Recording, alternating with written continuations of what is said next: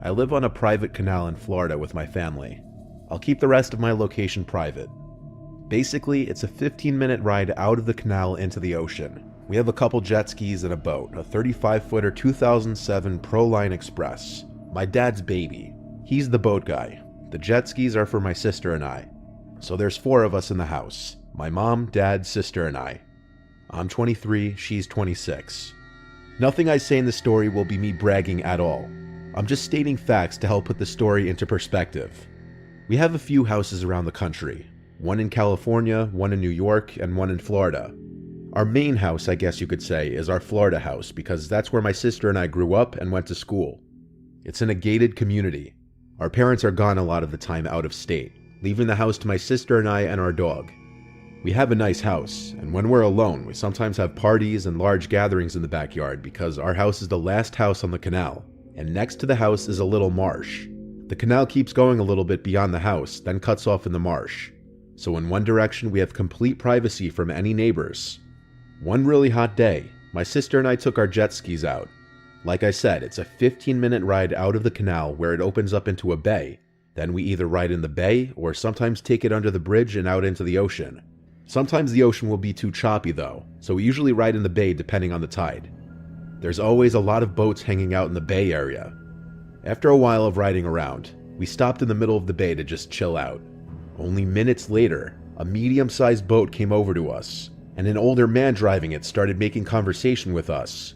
He had to be in his late 50s or early 60s. He was on the heavier side, he had a bit of a gut, and he had a beer in his hand, as he's driving a boat for the record. He basically opened up with asking about our jet skis and telling us about his jet skis and his huge house on the water. He invited us to come swim in his pool, and when we said no thanks, we have to head back soon, he asked where we're from.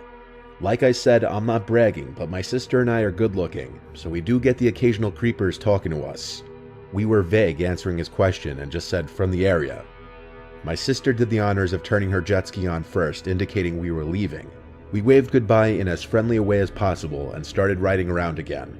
We looked at each other and laughed when we got away from his boat. He was mildly creepy for inviting 2 girls who could be his daughters to swim in his pool, but we've seen worse.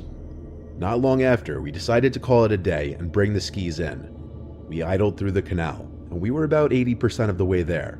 We came to the part of the canal where it intersects with our canal, kind of like a T intersection, and we were now in our part of the canal when we noticed a boat not far behind us in the intersecting part we just passed.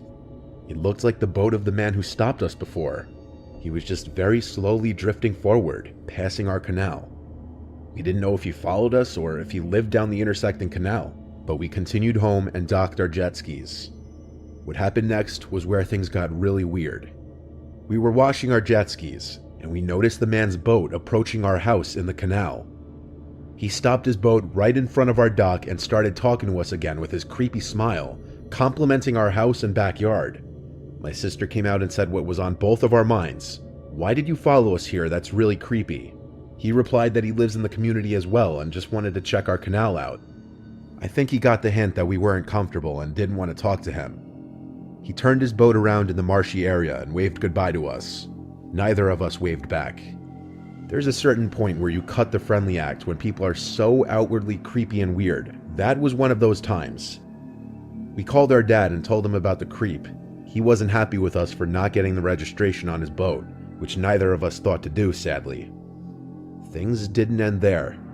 It was later that night that our dog started barking downstairs in the middle of the night. Both my sister and I woke up to it. I looked out my bedroom window to the backyard, and I swear to God, I saw a large person running across the yard towards the dock, then jumping into something in the water. I lifted the window and looked out, but I couldn't see anything. My sister and I ran downstairs to look out the back door with the lights on. Whoever it was gone. But we'd be kidding ourselves if we said we didn't know who it was. It had to be that creepy man who followed us home. I think having a big dog in the house was the only reason he didn't break into the house. We asked the neighbors on our canal if any of them had cameras that could see the boat from earlier, or perhaps anyone coming down the canal in the middle of the night. Our luck, no one in this gated community really has cameras. Not in their backyards, at least. Anytime we go out on the boat or jet skis now, I feel like in the back of our heads, we're always looking for that man and his boat now.